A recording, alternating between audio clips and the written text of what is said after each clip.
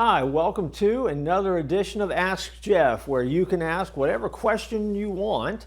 And if it makes this particular program, it means that we've decided we're going to answer that in video format. We're going to stream it so that you have your answer and it just kind of lives out there forever. Now, we answer all questions, just as a side note. And if you have a question you want answered, ask. We'll eventually get back to you. Sometimes we get behind a little bit, but we always answer the questions.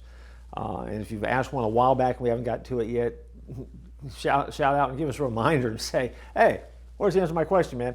And we'll do our best to get it out there and get it to you. We got a couple that are pending right now, but we will get them all eventually recorded or answered, and we'll go from there. But this question comes in, and the question is simply this: why did Charles Lindbergh succeed where others failed? How would I know? I mean, I'm just a preacher. I'm just a lowly preacher. I have a master's degree from the Theological Institute that really didn't spend a lot of time talking about Charles Lindbergh and his first solo flight. So why did he succeed? And you're probably thinking to yourself, well, if that's the question that somebody sent, they must be sending that question to trip you up, or they're just being cute, or they don't really want an answer, and they know that you don't know the answer. But see, that's where you're wrong. Because what we did is we unleashed all of the creative resources we have here at the church at 4434 In Motion World Headquarters. I'll get that out in a minute. And we've had them researching this now and researching this and really digging into the archives to find out what was it that made Charles Lindbergh successful when others were not. Now, if you know your history, you know that there was a guy by the name of Ortega that put up $25,000 for the first nonstop flight from New York to Paris, or from Paris to New York. It didn't matter to him which way. $25,000 was the prize.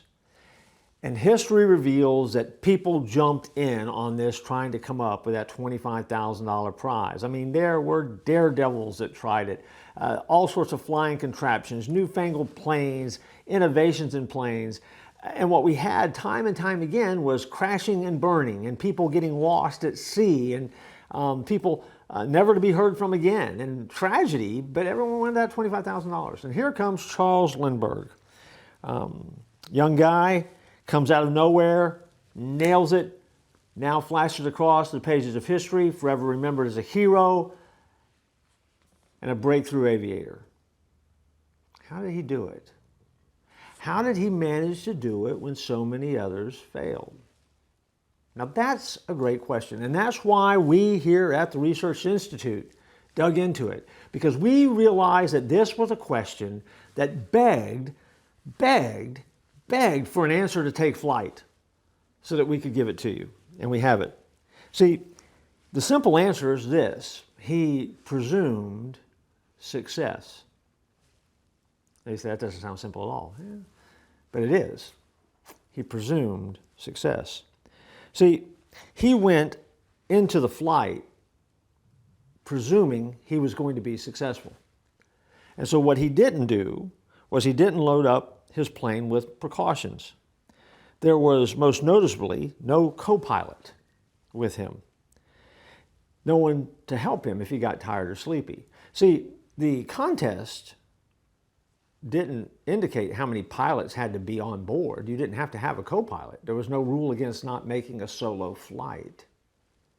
Or you still could have gotten $25,000 if you had more than one pilot.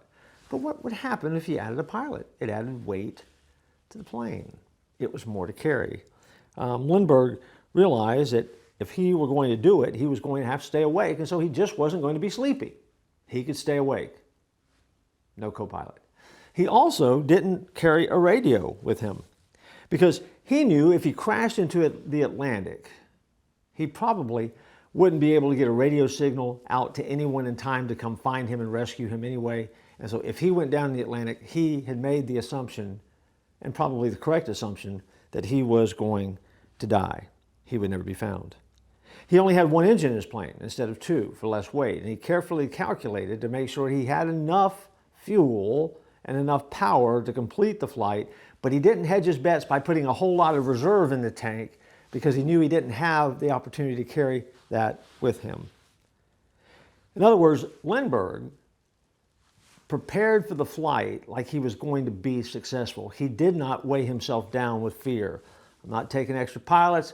I'm not putting in a radio. I'm not putting in a lifeboat. I'm not going to put in a parachute. I'm not going to put in anything that's going to cost him the opportunity to be successful, because he knew that all those safety precautions, once they were gone, meant he was either going to make it or he wasn't. But by not having them, he was positioned for success. That's what I meant when I said he presumed success. See, while everyone else may have doubted that Lindbergh was going to make it, you know who didn't? Lindbergh.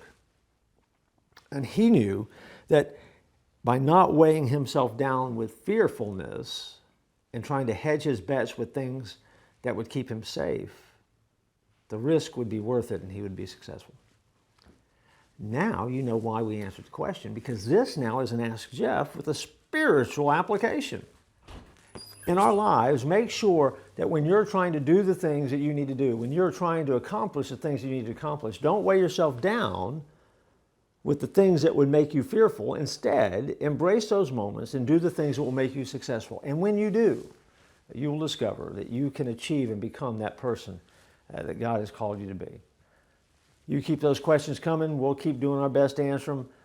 Look forward to joining you next time for another edition of Ask Jeff.